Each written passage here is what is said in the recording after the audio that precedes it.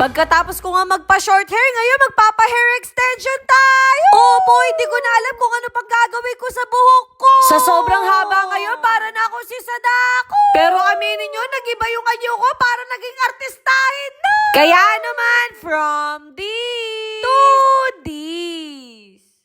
At eto nga, nakapantulog akong aalis ngayon. Grabe na din yung ulan ngayon kasi hindi na tumitigil. Kaya kapag ganitong panahon, mas lalo akong tinatama. Sakto, paglabas namin sa village, meron nagtitinda ng pandesal. Lalo na nagugutom na kami kasi hindi pa kami nakapag-almusal, no? Ito yung gusto ko, yung medyo mainit-init pa. Masasarap pa to kung isasusaw mo sa mainit na kape. Ilang minuto nga lang yung nakalipas, nakatulog na ako sa biyahe, no? Sabi ko naman sa inyo, antukin talaga. Nakadating na nga kami dito at nauna pa kami magbukas doon sa pupuntahan namin. Hoy, first time mong hindi na late ngayon. Sa sasakyan na nga ako nag-ayos at nagbihis. Hindi ko nga alam kung paano kami lalabas kasi masasayang yung kagandahan ko kung mababasa lang ako, no? At buti na lang nadala ko yung malaki kong payo. Sabi ko naman sa inyo, lagi akong ready. Actually, magpapa-hair extension ako ngayon. At talagang kinakabahan ako kasi first time ko tong gagawin. Ang dami ko din nakikitang mga artista na nagpapa-hair extension. At kung makikita nyo, never pa bumaba yung buhok ko. Ang dami ko din kasi mga events na pupuntahan kaya kailangan nating long hair, pwede ka nga pumili dito kung gaano ba kahaba yung gusto mo. Kung gusto mo ng curly o kaya straight hair. Tapos nasa sayo din kung gaano ba kakapal yung gusto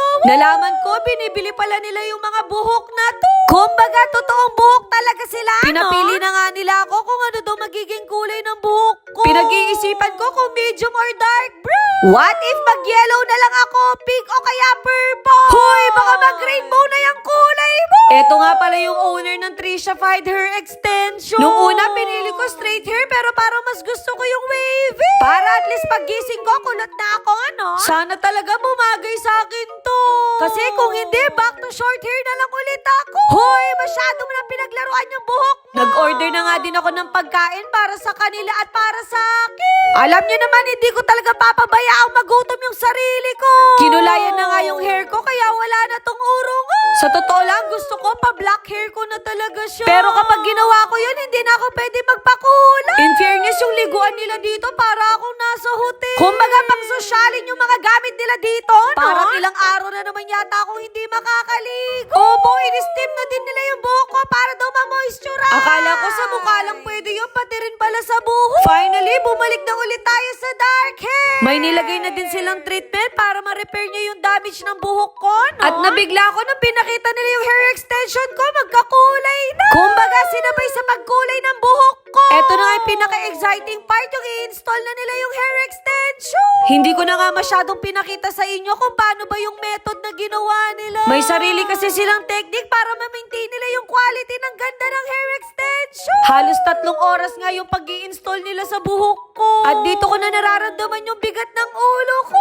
Pero dahil first time ko, 1 week ko daw tong mararamdaman. Pero kapag nasanay na daw ako, maa-addict na ako sa buhok ko. Grabe, kanina ako lang yung customer nila. Ngayon, puno na yung salon. Kaya hindi na ako magtataka bakit 27 yung mga staff nila dito. Pina-request ko nga na ipa-layered yung buhok ko para mas maganda. Binigyan na nga din ako ng suklay para hindi daw nasabit yung nilagay nila. At pakiramdam ko para akong endorser ng shampoo. Grabe, sobrang nakakapanibago kasi first time ko nakita na ganito yung itsura ko. Ramdam ko na talagang mapapatagal yung pagligo ko sa sobrang haba at kapal. Pero okay lang magtiis ganda kung ganito naman yung naging result. Sa buong process nga, nakangiti lang talaga ako. 2 to 3 months nga yung itatagal nito kaya masusulit ko, no? Basta ang masasabi ko, wow sa ganda. Ngayon ko din na-realize na malaki pala yung impact kapag mahaba yung buhok mo. Kasi mas lalong nakikita yung ganda mo. Hoy, feeling maganda ka lang. Bago pa nga kami umuwi, bumili pa ako nitong caviar cream cheese. Opo, bigla ako nag-crave ng ganito. Sabi ko na sa inyo, walang katapusang kain to, In fairness, masarap siya kaya craving satisfied. Ayun lang. Bye!